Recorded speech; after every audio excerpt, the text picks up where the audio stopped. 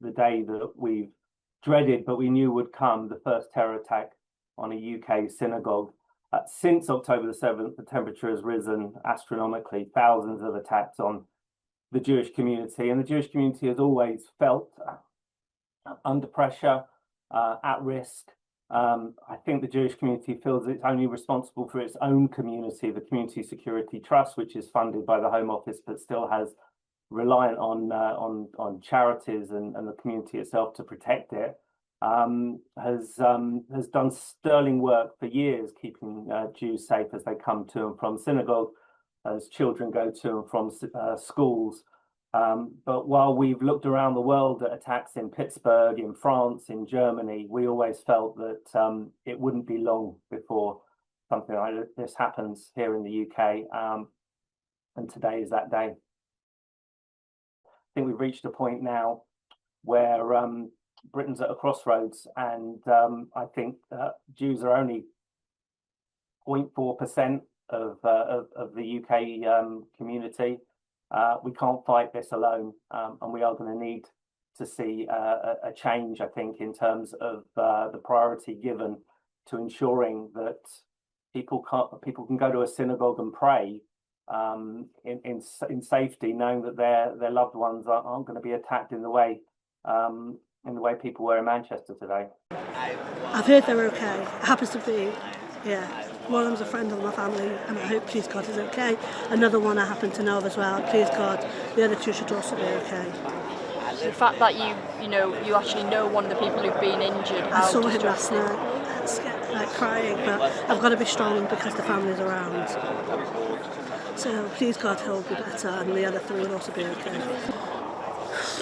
It makes it very insecure because, like I said, everybody wants to get to synagogue, and when you get to synagogue you feel that prayer of allness, and you just want to be together with everybody in the synagogue. And actually happens to be the person who does the prayer today happens to be my husband's brother, so I feel very connected to the family thing orientated, that we're all praying together, and the community, it comes together, it uplifts everyone, it brings everyone to an element of feeling of allness and security, of going to the synagogue together, praying together, being together, and seeing people you don't usually see.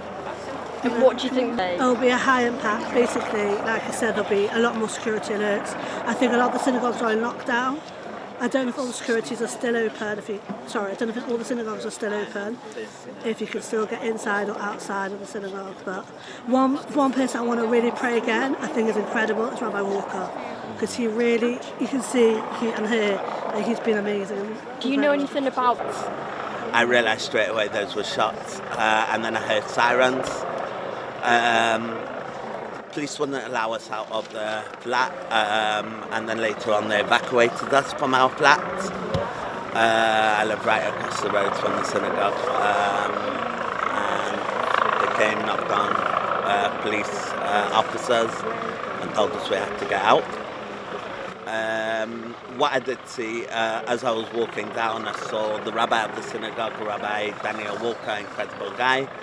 Now, on this day, when we're praying, we have a special white robe that we wear. I saw at the bottom of the white robe there was blood. What I could see, too many police, ambulance, bomb squads, police sniffer dogs. That's what I witnessed. And how will this impact the community? This impact the community. We're all going to be shocked. Many people won't even know that this happened because on this day they're not allowed phones and they're fasting. They're in synagogues.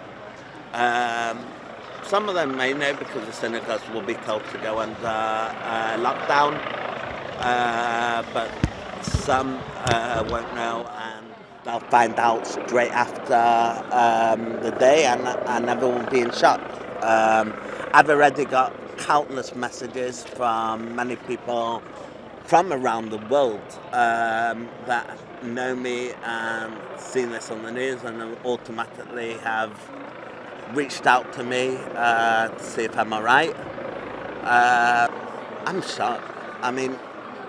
I wouldn't expect it in the Manchester of all places, Manchester is such a place of diversity, but such a place of togetherness. And lately, that togetherness has been breaking up, and that has to change. And it's just a shock of all places that this happens. And I think this is a wake-up call, really.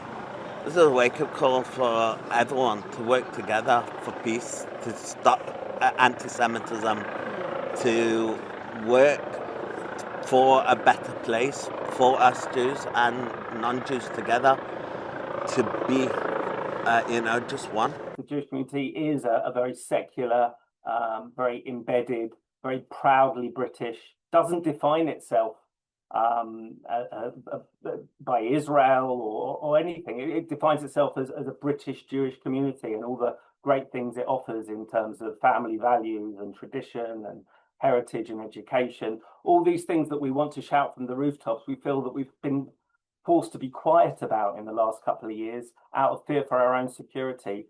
And we've always felt, I think, that Britain is a great place to be Jewish. Britain is a safe place to be Jewish.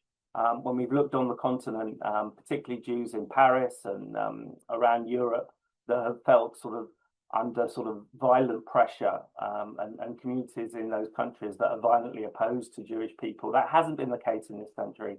I think there's been a really healthy interfaith community connection between Muslims and Jews and other faiths and denominations, but that has eroded. Unfortunately, we're not talking to each other in the same way. We're not trusting each other in the same way.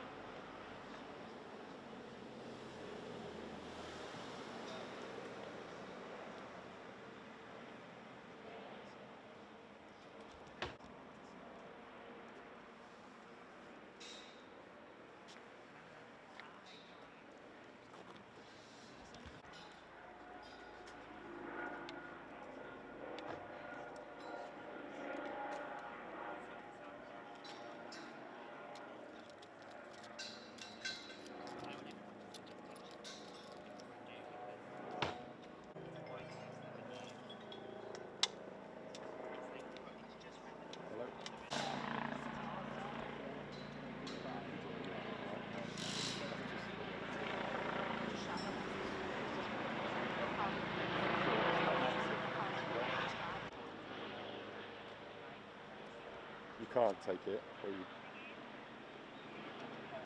Yeah. Okie dokie. Alright, no worries. Okie dokes. Cheers, mate. Thank you. Cheers, bye-bye, bye-bye.